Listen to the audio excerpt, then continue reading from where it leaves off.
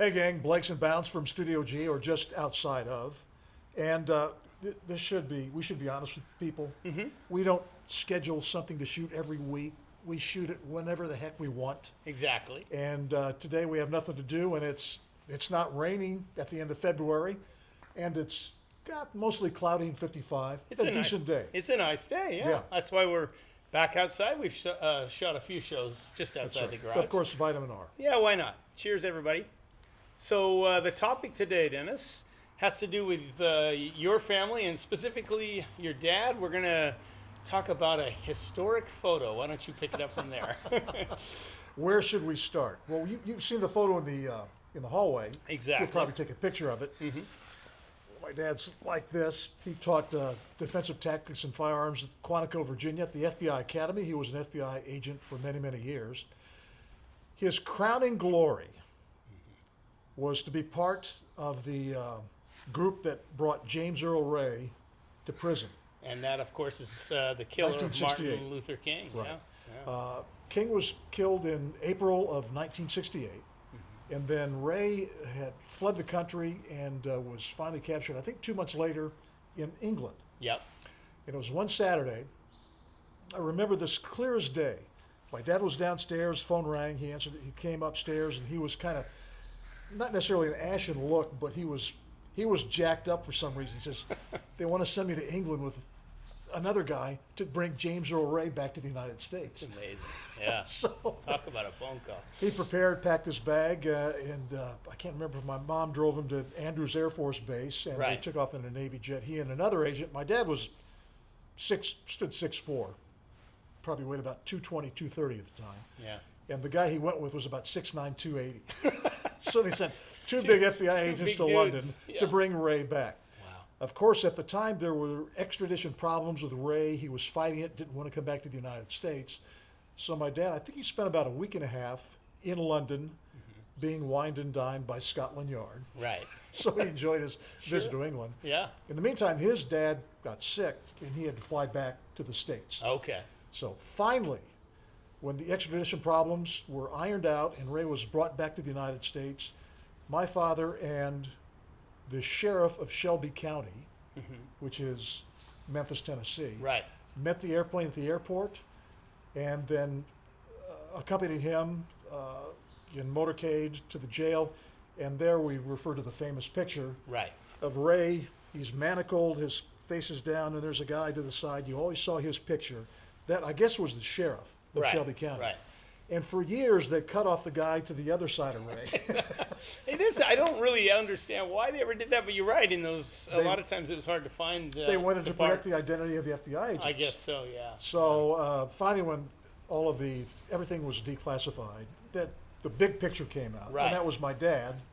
Bringing him into jail with the sheriff. And we're looking at the photo now, and yeah, I mean it's a part of American history, Dennis. There's actually, when a lot of the records were declassified, there's a very grainy video, a film shot on the plane. Really? Wow. With my dad asking him some questions, but it's so grainy you can't tell who's in there. It's all just silhouettes. Wow. Yeah. And muffled voices. Yeah. Yeah. Well, that photograph, I mean, as I just mentioned, part of American history in a way. How about your family? I mean, it's a source of pride, I guess, for you and your brothers and sisters, right? He was in the FBI for about 24 years. Okay. And at the time, an FBI agent had to retire by the age of 55. And so at the age of 54, he decided, this is it, I'm going to give it up. And I went with my mom, my dad, my youngest brother, Jim, to the FBI headquarters at the Justice Building. Okay. Where the FBI director at the time, Clarence Kelly, we met him, had our picture taken, and Kelly congratulated Ken Bounds on a great career. Yeah. And off my dad went, which eventually landed him for the next 6 years at the head of security at the Greenbrier Hotel in White Sulphur Springs, West Virginia. But the secret about that place... Right. There's a story here, too, There's folks. a story behind that, is that the Greenbrier was where the bunker was located. They simply called it the bunker. The bunker. And it was built over a number of years, and that is where the United States government would go to in the event of a nuclear attack. That's amazing. And a good family friend, Mr. Bugus, Fritz Bugus, and we grew up. They lived in the cul-de-sac. They had 7 kids. My folks had 5 kids. We knew them, and we were friends with a lot of them to this day. Yeah. Mr. Bugus ran the television maintenance company Okay. that basically was a front for maintaining the bunker. And my dad's first day on the job Fritz goes, Ken, I got to show you something. Right, because he did not know any of this when he took the He job. did not know any Correct, of that. yeah, But of yeah. course, why not hire an ex-FBI agent Sure. to head security at the Greenbrier? Yeah. And my dad found out about it and didn't tell anyone about it for as long as he lived there. That's amazing. And I believe the bunker was finally discovered. People knew it was kind of an open secret, but it was Yeah. finally made public. I think the Washington Post did an article in 1992. Quite a story. Quite a story. Quite 2 stories. Well, just circling back one more time to the photograph. What did your dad say about that after it was all over? Did he talk about it at all? Or?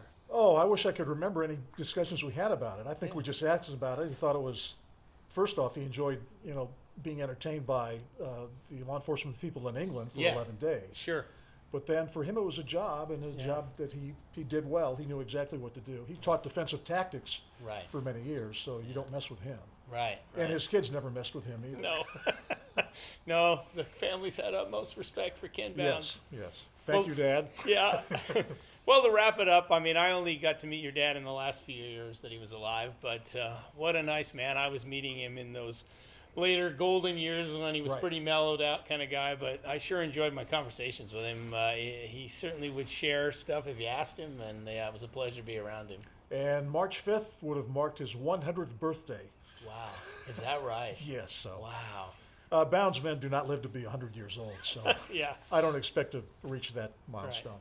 Well, rest in peace, Mr. Bounds. Yes. And thank you for this episode and a look back at, a historic photo that he was a part of. That's right. Is this the end of it? I guess so. That's it for this episode. Don't move. Hands up. Drop that gun.